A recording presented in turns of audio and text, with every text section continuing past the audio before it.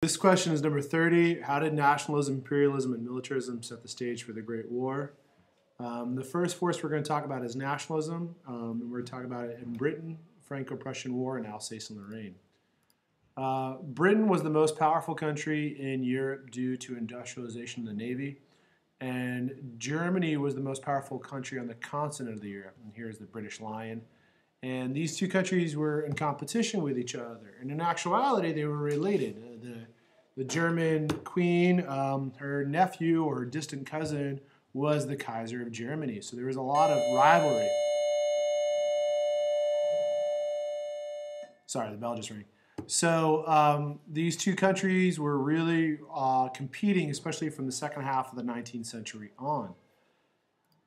This leads to the Franco-Prussian War. This was the war that had unified Germany in 1870, and France was completely embarrassed by the defeat.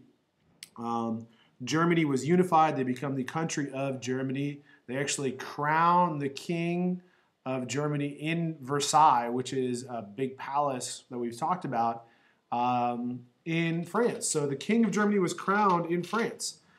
So the Franco-Prussian War really gave the Germans a lot of nationalism, pride in their country, and they actually gained money and land from France. And the land that we got to talk about is Alsace and Lorraine, which is red right here. Here's Germany, dominated by the state of Prussia.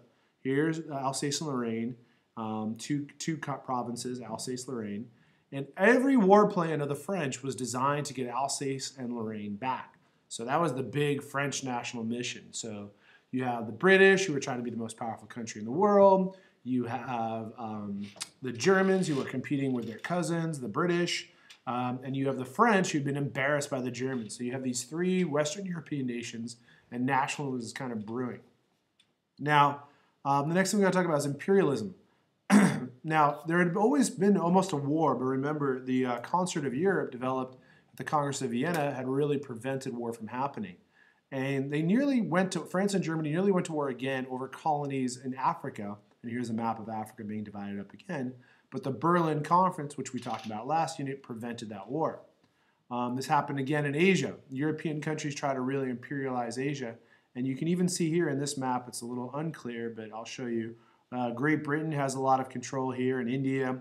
France has Indochina. The Netherlands has Indonesia. Portugal has a little bit over here. The United States has control of the Philippines. Japan has Korea.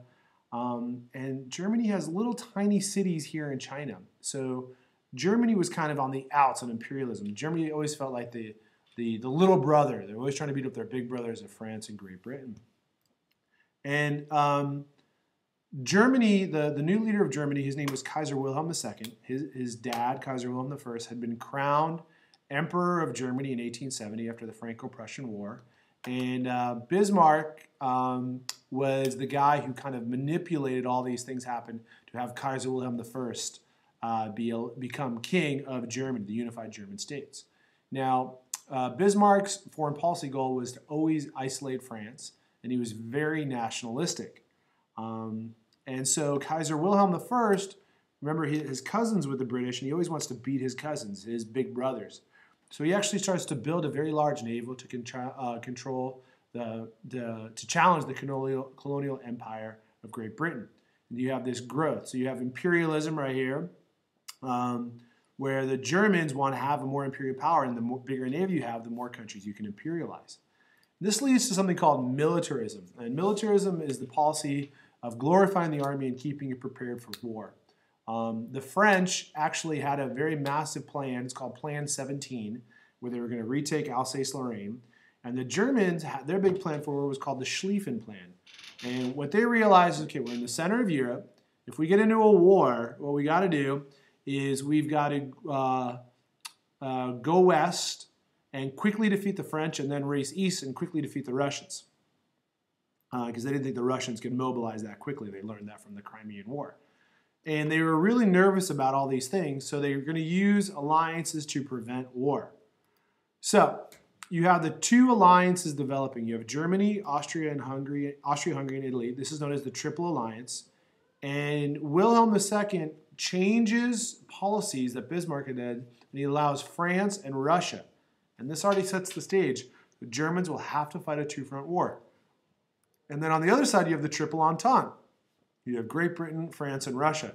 So militarism creates these alliances, and these are the three background forces that lead to the start of the Great War: militarism, nationalism, and imperialism. Thanks. Bye.